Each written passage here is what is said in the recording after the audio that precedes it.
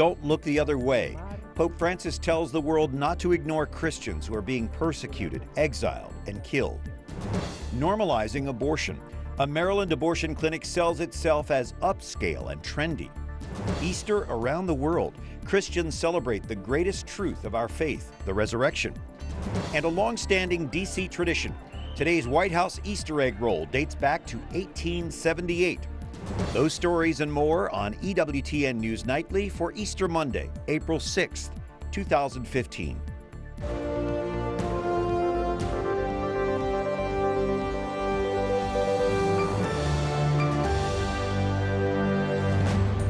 Good evening. Thank you for joining us. I'm Brian Patrick with your news now. Pope Francis makes an Easter plea to the international community. Don't ignore Christians across the world who are persecuted, exiled, and killed. Loro sono I nostri martiri di oggi. The Pope describes those killed as modern-day martyrs. He addressed thousands of people in St. Peter's Square after the Easter Monday Regina Coeli prayer. He called for the defense of Christians after an attack in Kenya last week left nearly 150 people dead. Francis asks for tangible aid, urging the international community to, quote, not look on, mute, and inert.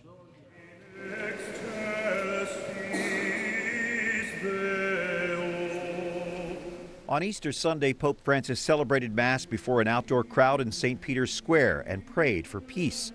The Holy Father used his traditional Easter message to call for an end to the fighting in the Middle East. We ask peace above all for beloved Syria and Iraq, that the roar of arms may cease and that peaceful relations may be restored. Francis prayed for victims of war and unrest all over the world. He mentioned the student massacre in Kenya, where an Islamic militant group took credit for the slaughter of more than 147 people, many of them Christians. May constant prayer rise up from all people of goodwill for those who lost their lives. The Pope also prayed for the world's poor. And the Holy Father has praise for a potential nuclear agreement between Iran and 7 other nations. Wyatt Goolsbee has more on the Pope's comments during his Sunday prayer for world peace. Brian, Sunday marked the first time the Holy Father has made a public comment on the ongoing nuclear talks in Switzerland. He says he hopes the recent framework agreement with Iran will be a step towards a safer world. Con speranza affidiamo al Signore che è tanto misericordioso l'intesa raggiunta in questi giorni a Losanna. The Holy Father saying with hope we entrust to the Lord the recent framework that may be a definitive step toward a more secure and fraternal world. His comments come as world leaders are weighing in on a tentative agreement reached between Iran and 7 other nations Thursday. President Obama is calling the agreement a good deal, but Israel's prime minister does not agree. Not a single centrifuge is destroyed. Not a single nuclear facility is shut down, including the underground facilities that they built illicitly. Thousands of centrifuges will keep spinning, enriching uranium. That's a very bad deal. Iran's president says his country will stick to its promises if others do the same. The deal is expected to be fleshed out by the end of June. The framework includes Iran reducing its stockpile of uranium and centrifuges in exchange for a gradual lifting of economic sanctions. The White House is now selling the deal to Congress, an uphill battle. Several top Republicans are against the deal. The chairman of the Senate Foreign Relations Committee says Congress will exercise its right to scrutinize any agreement. But the White House is hoping that Congress won't get in the way. And we would not envision a scenario where we would go along with any sort of congressional action that would undermine the president's authority, particularly when it comes to successfully implementing an agreement, assuming we can reach one by the end of June. This debate on Capitol Hill appears far from over. Next week, members of Congress will take up a bill that requires the president to pass on the full text of the agreement to the Senate once it is reached. Wyatt Goolsbee, thank you. Now, some of the other stories our EWTN News Nightly team has been covering in today's world. It's an Easter Monday tradition, kids playing on the White House grounds. Today is the 137th annual White House Easter egg roll. Jason Calvi is there tonight. Jason? Brian, the South Lawn is usually off limits, but today it's transformed into a kids' playground. It's the largest yearly event here at the White House, with about 35,000 people packing in. The White House Easter egg roll first hatched in 1878. President Rutherford B. Hayes opened the White House grounds to children for egg rolling. It has brought together kids of all backgrounds in the 19th century, 20th, and into the 21st. And while presidents haven't always attended, President Harding's dog Laddie Boy joined the fun in 1923, as did the Coolidge's Pooches. And in 1927, their pet, Raccoon. Only war and bad weather and construction have canceled the annual Easter egg roll. And through the years, children getting lost from mom and dad has spoiled some of the fun. Who can do a wild rumpus?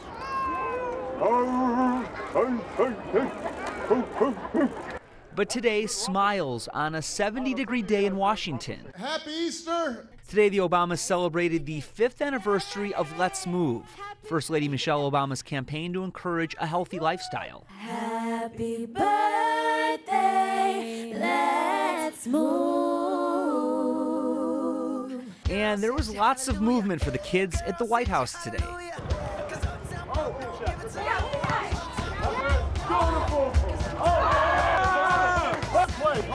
Hold on a second. I got to give it a little. I think you won on that one. Good job. Good job, guys. Just part of the tradition for one exceptional day. According to the National Archives, kids around the area used to gather at the Capitol for their Easter egg roll, but an 1876 law put an end to all of that. 2 years later, they'd be right here for that roll. Brian? Jason Calvi at the White House, thank you. Kenya's military launches airstrikes against Islamic terrorists following the massacre of Christian university students. Somali-based al-Shabaab claims responsibility for the attack that killed nearly 150 people. Kenya's president promises decisive action. The full force of the law will be brought to bear with even greater intensity than has been the case in previous years. A 19-year-old student survived by hiding beneath clothes at a cupboard for 2 days. 5 suspects have been arrested, but al-Shabaab promises another bloodbath in Kenya. The Boston Marathon bombing trial comes down to today's closing arguments. A federal prosecutor closed the government's case today, saying Johar Tsarnaev wanted to terrorize the U.S. The defense admits Tsarnaev helped carry out the bombing, but told the jury his older brother was the mastermind. The same jury will hear more arguments before deciding if Tsarnaev will get the death penalty. New proposals in Texas could make it more difficult for minors to get abortions. A current loophole gives girls the option of asking a court for permission for an abortion instead of their parents. Now, this reportedly accounts for 300 to 500 abortions in Texas per year. The new proposals would require minors to provide more proof that they fear parental abuse and are mature enough to decide whether or not to abort a child. Abortion, we do that. That's an unabashed marketing slogan for Carafem, an abortion clinic opening near the nation's capital next month. Their website says they specialize in the abortion pill. They openly state they're trying to make women feel more comfortable with getting an abortion. Pro-life groups are raising concerns about the clinic and its unapologetic approach. Olivia Gans-Turner is with the group American Victims of Abortion and Outreach of National Right to Life. So let me read you the Washington Post headline. It said, "New spa-like abortion clinic is part of a trend to destigmatize the procedure." So what kind of image is this place trying to present, and will it work? Well, Brian, as always, we see the abortion facilities across the United States and the industry that is the abortion business in America trying to make itself presentable to a public that is growing increasingly troubled and concerned about the number of abortions being performed, the reasons abortions are being performed, and the stage of pregnancy that abortion is performed at, where babies can feel pain before many abortions are performed. So we're also concerned about the effect of abortion on our mothers, our sisters, women that we know, people that we love. So for the abortion industry to try one more time to make itself acceptable and presentable when its business is truly an ugly and dark and deadly one is virtually impossible. So will this be a trend? Will we see more of these? I think that we will see a continued effort from various pro-abortion groups to make themselves appear to be nothing out of the norm, that nothing to see here, folks, please walk away. When in fact, women like myself who have had abortions know all too well that however you dress it up, however you try to make it comfortable and appealing and pleasant, the experience is always a tragic and deadly one that never leaves our hearts and never leaves our memories and leaves us scarred with the knowledge that we paid someone in the prettiest or the ugliest of environments to kill our children. We're trying to present this kinder, softer abortion. So their website says that a woman will receive 2 pills at the clinic and then take another at home. From a medical standpoint, what's wrong with that? Well, it's terrifying, actually, that we're so simplistically approaching these chemical abortions. RU-486 abortions are fraught with danger. Women have already died here in the United States from this drug combination. The 2 drugs together are extremely dangerous for women's well-being. They can hemorrhage to death. There can be heart attack problems. There are all kinds of circumstances which go unchecked and unguarded if we simply say, here's your little pill, ma'am, please go away and don't bother us again. So finally, from someone who has been through this, what does a woman need when they're faced with a decision like this? We need true love. Love that respects us and our children. Women are facing complex circumstances when they're pregnant. There may be poverty, there may be abuse, there may be real risk involved in the continuance of the pregnancy for health concerns. All of those are better served when we provide answers that respect her dignity and her child's dignity by providing better medical information, expanding our horizons with regard to health care or circumstances of shelter, most of which is already provided by the pro-life movement. There are over 3,000 mother helping centers throughout the United States, all of which will provide whatever care this woman may be seeking and her family, if her family is involved, so that she and her child are received with love and protection. From the group American Victims of Abortion, Olivia Gans-Turner, thanks for being with us. It's a pleasure, Brian, as always.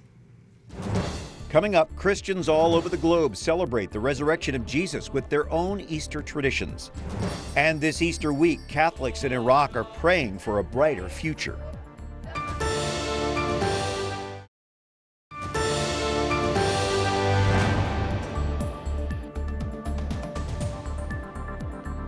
A journey from the darkness of Good Friday with the Holy Father as he takes us through the sacred Triduum to the light of the resurrection on Easter Sunday at the Vatican.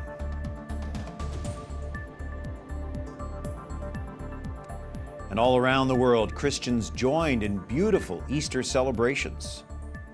We go first to Jerusalem, where they filled the Church of the Holy Sepulchre. There was also a Mass at Bethlehem's Nativity Church, marking the site where Jesus was born. In war-torn Syria, the minority Catholic population celebrates Easter at a church in Damascus. And there were colorful processions in Colombia, kids reenacting Holy Week on the streets of the cities. And in Peru, this reenactment of Christ's baptism in the Jordan. Christians in Baghdad gather to celebrate Easter, also remembering a brutal attack on worshipers nearly 5 years ago. Persecuted then by Al-Qaeda and now by ISIS, the congregation prays its future will be better than its past. Susie Pinto reports. October 31st, 2010, one of the worst attacks on Iraq's Christians. Al-Qaeda militants stormed this Baghdad church during Mass and took dozens hostage, turning the evening into a bloodbath. 47 Christians were killed, many more wounded.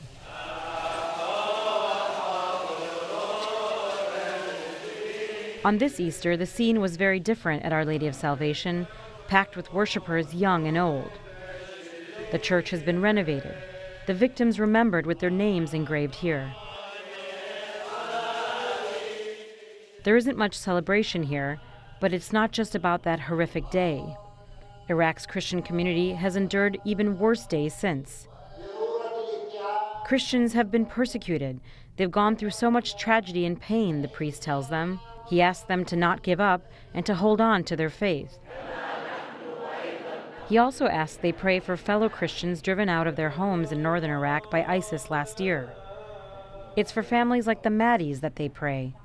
This young family and their 2 children fled Karakosh in August. the town once known as Iraq's Christian capital, now under ISIS control.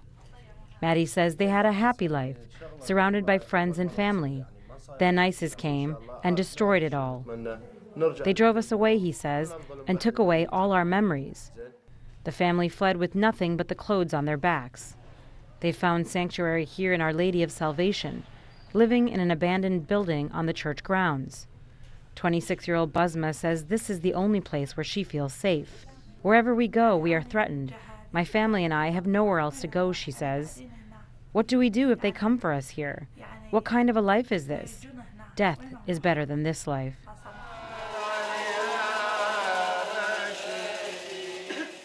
It's occasions like this that are the hardest away from home, they say, but this is all they have left. Susie Pinto, EWTN News Nightly. Thank you, Susie. And Easter Sunday marked the start of 3 days of national mourning for the victims of Kenya's Garissa University massacre. Garissa is a religious fault line between a predominantly Christian sub-Saharan Africa and Muslim North Africa. Christians and Muslims have lived there next to each other for years.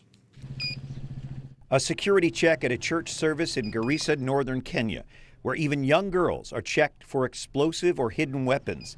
That's because Bishop Joseph Alessandro's church has been attacked before. And some people tried to get out and they realized that there were grenades. No? One was thrown from that side and the other one from in front. And now another attack on Garissa University, where nearly 150 were killed after Christians were reportedly separated from Muslims. The governor of Garissa County, Nadif Jama, says al-Shabaab's attacks are aimed at creating division and hatred. Their intention, for instance, is to see a division between the non-Muslims and Muslims of this town. But again, that is something we need to fight. Sitting and talking may not seem much like fighting back against al-Shabaab, but local religious leaders hope dialogue means understanding. We have been living with the Christian brothers for all these centuries. We'll continue living with them. We'll be, learning together. We'll be coexisting. And anybody who does anything to divide us is just wasting his time. Our doors are always open. So when people come to church or mosque in Garissa, they're putting their lives in danger for something greater, peace. We'll have more in just a moment. Up next, March Madness reaches its peak. We preview tonight's championship matchup. And fans fill the stands for Major League Baseball's opening day. We'll show you what's happening off the field.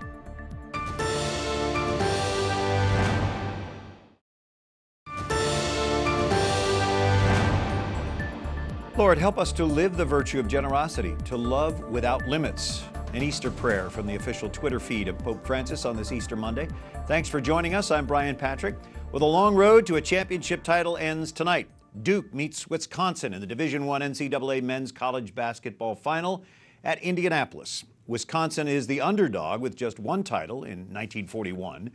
The Badgers coming off a tough, very significant win over previously undefeated Kentucky.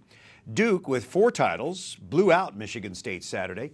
March Madness actually officially ends with tomorrow's rematch of last year's women's championship game, UConn against Notre Dame. It's good to have Doug Eldridge back with us, a public relations expert.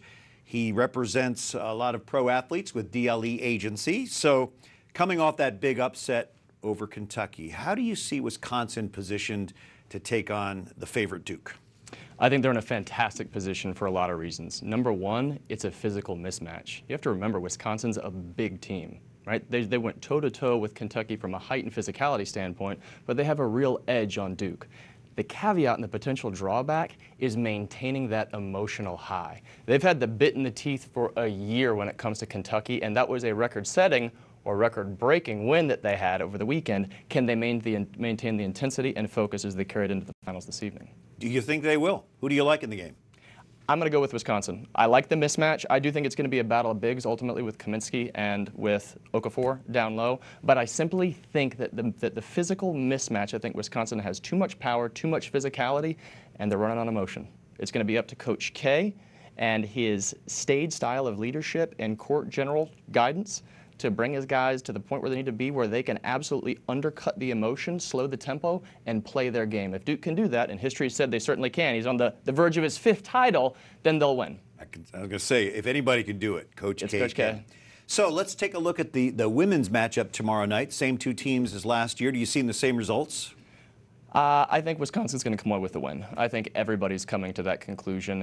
Whether it's a close game or not, it's going to be a hard-fought game. But ultimately, UConn's the overwhelming favorite for a reason. Not only are they standing on the verge of a second three-peat, but that would be the 10th title for that program, which puts them in the same level as the storied John Wooden, the legend that created the dynasty at UCLA back in the day. So Coach Auriemma, it's a different level of game. Let me say that. When we talk about the NBA versus the WNBA, right, which brings down to the men's NCAA and the women's, and the reason being with the one-and-done rule on the men's side, you have a constant turnstile of talent, right? As long as they spend that 1 year from their high school graduation, whether college or playing in Europe, then they're NBA eligible. So there's a much quicker turn and attrition rate to the NBA. You don't have that draw with the WNBA. So Coach Auriemma has freshmen, sophomores, juniors, and seniors. You have all the makings of the dynasty because you have that foundation. Very quickly, opening day for Major League Baseball.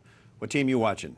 Well, I'm a Tigers fan, but I'm of course watching the Nationals. I'm of course watching the Orioles. Both teams, ironically, to be looking at their first game of their season or their first couple, they're already looking at injury troubles. And as every coach in every sport will tell you, the most important ability is availability. You have to be physically healthy and available to play. It's a really long season. We'll have you back when we get a little farther into it. Sounds great. Doug Eldridge, thanks a lot with DLE Agency. So as Major League Baseball hits the field, Mark Irons reports on how data technology will play a factor on the diamond.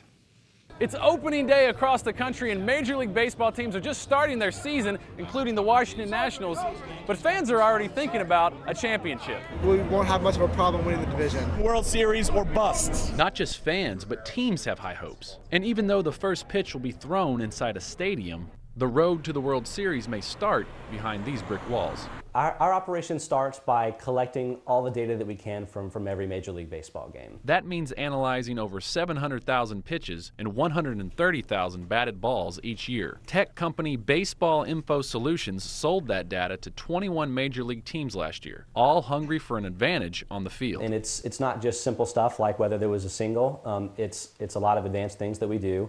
We time balls in play and we chart where they end up on the field so we can get really accurate details about all of those batted ball tendencies. In turn, teams are shifting field players for better defense against opposing batters. And it's working. The big league batting average is at its lowest since 1972. I think here and there you're starting to see teams shifting a lot more. When they shift, sometimes they take away hits. You know, they playing the percentages and they looking at the spray chart to see what guys hit the ball at the most. Like in a game last season between the St. Louis Cardinals and the New York Mets. You know, all 4 infielders are on the pull side here. There's no infielders on this side, so it's the most extreme version of pull heavy defense. And as we see as the bat goes on, Duda's gonna hit it right to the second baseman out there in short right field. So obviously successful implementation of the shift on that one. The San Francisco Giants said data from Baseball Info Solutions helped them win the World Series last year. The team used the calculated shift to help seal the deciding Game 7 against the Kansas City Royals. But not all players think shifting is the answer. I think numbers can tell a story in baseball, obviously, but there's a lot more to it. There's 25 guys out there playing and not a computer. Still, the success of that data has some value in the click of a mouse as they do the crack of a bat. Mark Irons, EWTN News Nightly. Thanks, Mark. I'm just glad baseball's here. And until tomorrow, for the EWTN News Nightly team, I'm Brian Patrick. Happy Easter as we close tonight with more of the Vatican's Easter celebration. Good night and God bless you.